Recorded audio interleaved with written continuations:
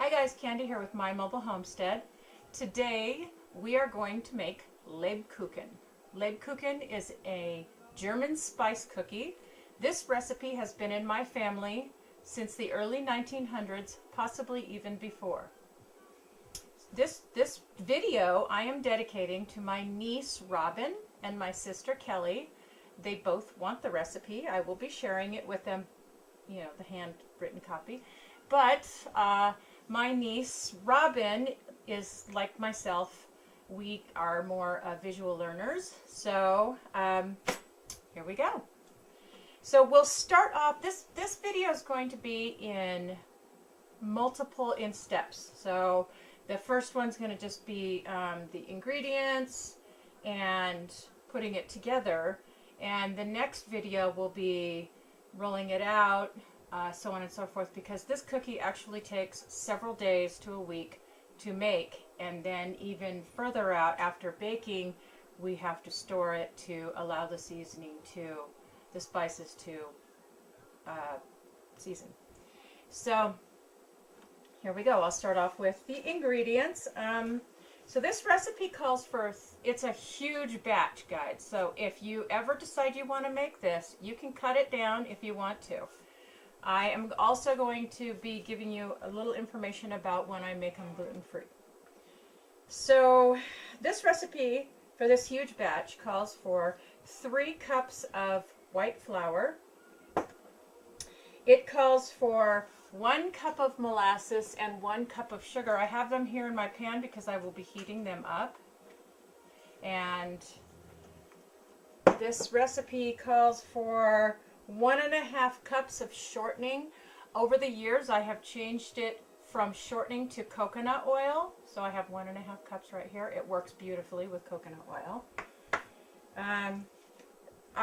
It calls for 1 cup of water. I poured it in here to eke out the last of the molasses, which we have there in that pan. A little quick note about the molasses: unless you like that hardcore, strong molasses flavor, this kind is mild. Black strap molasses is very, very strong and overpowering. It's good. I think it's good, but a lot of my family was just like, wow, on the molasses candy. So this is the kind that my grandmother had used for many years. So this, it's going to call for 3 eggs. I have 3 eggs here.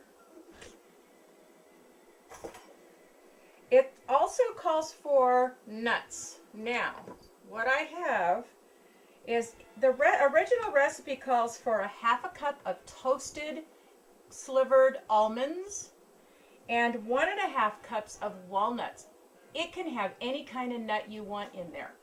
So this year I've done 1 cup of walnuts, 1/2 cup of the toasted slivered almonds, and 1/2 cup of toasted pecans. So this is going to be a nice yummy cookie this year, I think. I love pecans. They're probably one of my favorite nuts.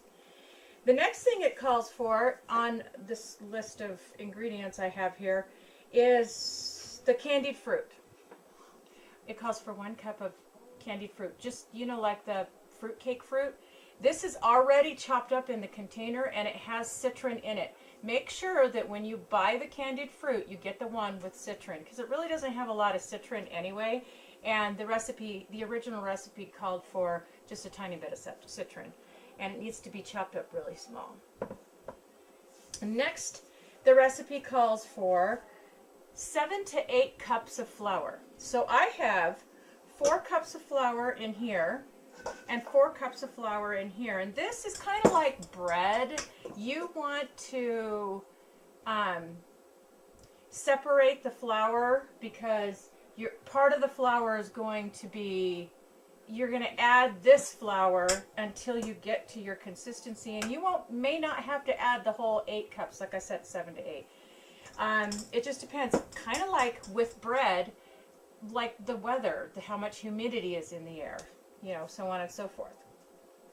So with this flour right here, I have 1 tablespoon of cinnamon, I have 2 teaspoons of clove. I have 1 tablespoon of nutmeg and 1 teaspoon of salt. I have pink Himalayan sea salt, so you'll be able to see it there. And it calls for 1 tablespoon, yeah, that's a lot, of baking soda, because it's almost maybe like a soda cookie. So there we go with the ingredients. Now I'll be back in a moment. What I'm going to do is I'm going to put the molasses and honey on the stove.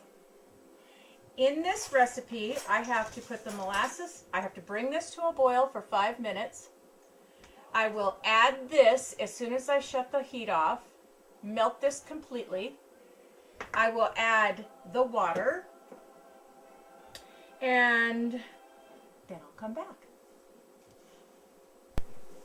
Real quick note here, guys. I'm sorry, I made a little bit of a mistake. In the saucepan, you add the 1 cup of molasses, 1 cup of honey, the 3 cups of sugar, and the 1 cup of milk, and those you will bring to a 5-minute boil. And then we will add the coconut oil. Okay guys, there are minor details that, stop it Daniel, that I forget because I only make this once a year. And there is good reason why I only make it once a year and why Grandma only made it once a year. This is one heck of a cookie. So, one of the details is when you throw your stuff on the stove, you're not going to throw it on the stove, I know. You're going to put it in the pan on the stove though, and you're going to want a way bigger pan than this because mine boiled over and I had a mess. And you definitely want to get on that mess right away because this stuff is gooey. So, now we're ready to start throwing it together. I have this all right here. See, it even has that little foam on the top, and that's kind of from, it comes to a boil and it almost starts turning to a candy stage. It's probably like taffy. It starts wanting to turn to taffy. So I added the coconut oil to it. And then to this, I'm going to put in the flour. And by the time the flour is incorporated, it'll be much cooler. And I will be able to put in the egg. Otherwise, I have to let it sit for quite a while. All right, so here we go. In the meantime, I mixed the flour with the spices, so that would be a good idea. Go ahead and do that. Let's get started. Oop, I'm ready. Let's do this way. So I'm going to throw the flour in.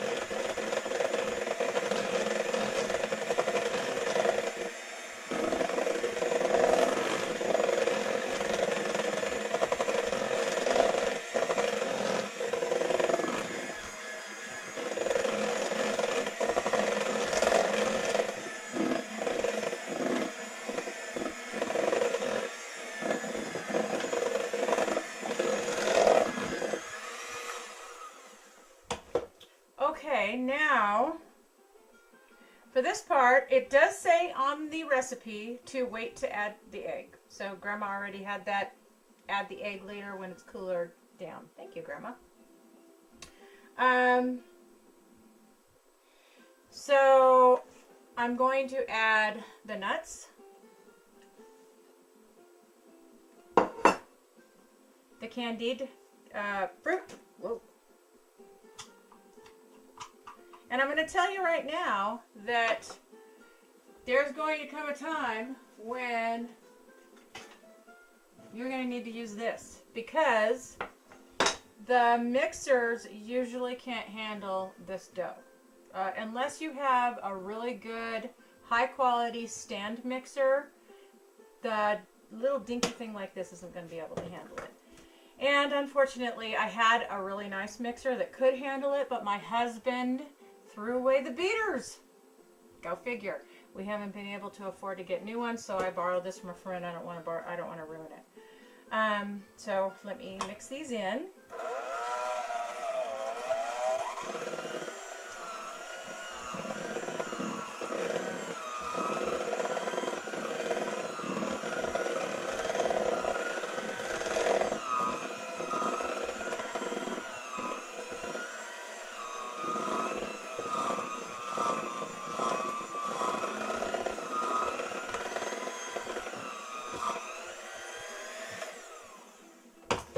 Still holding up. Let me feel. Oh, it's definitely cool enough for the egg. That's okay. Yum. I don't eat wheat, but that was tasty. Can't help it. All right, so I'm tossing my egg in.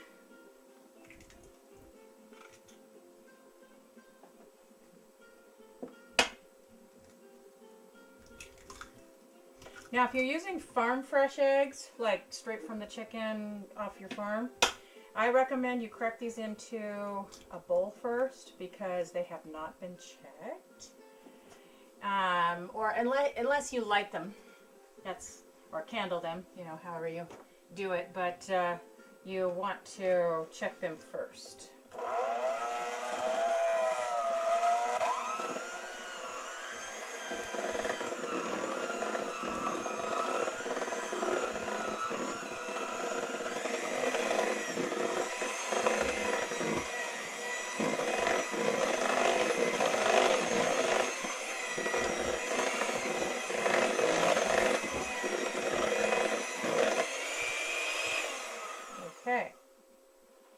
The reason I suggest that with the eggs is because this really, when it comes down to it, with the candied fruit and the nuts and the molasses and the honey, it really is not a cheap cookie. So for that kind of money, you definitely want to be careful when you're throwing your stuff in. Now I'm going to be adding this flour a cup at a time until I can't use this anymore, until I get a good stiff dough. So let me get going on that.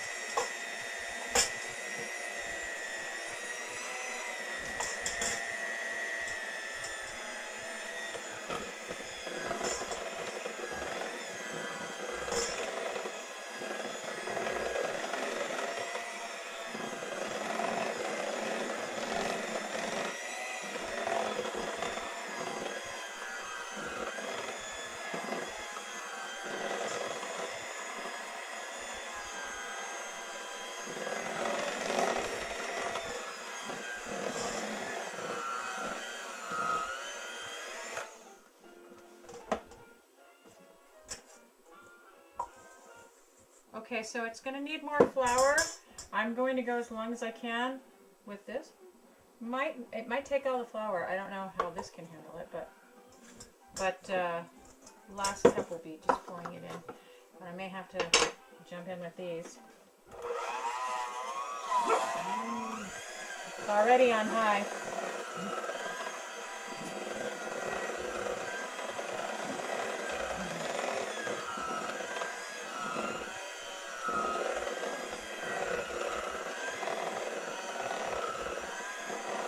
Hopefully I can figure out how to get the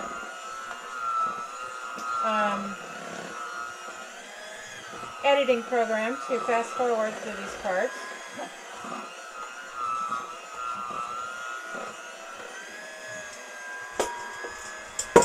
Alright, it's going to use all of it.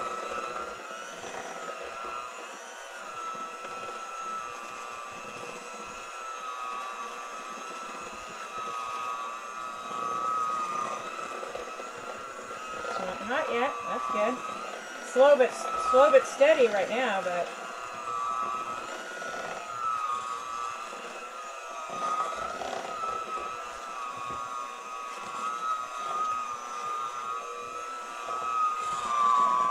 yeah, we're starting to get hot. Okay.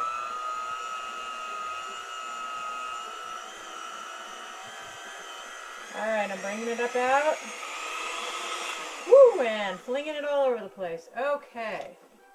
Now, we got it all in, which is pretty amazing. It was just starting to warm up back there. I was checking the wrong spot. The front is the intake. Okay, so what I'm going to do with this dough is stir it around with a wooden spoon just to make sure that it's good and incorporated all the way down at the bottom. And then I'm going to put this bad boy in the refrigerator. And the reason for that is because I need to chill it a little bit before it may even need to be a stiffer dough. I might add some more flour. And then I'm going to chill it so that I can roll it out. And what I'm going to show you that because my grandma used to roll it out. Sorry, I thought my program went off. My grandma, she used to roll it out and cut it and all this, and I've taken all that extra work out and figured out an easier way because this dough is so sticky and so really very hard to work with once you get it, rolled out and everything. So I'm going to show you that in part 2. So, I hope this was helpful.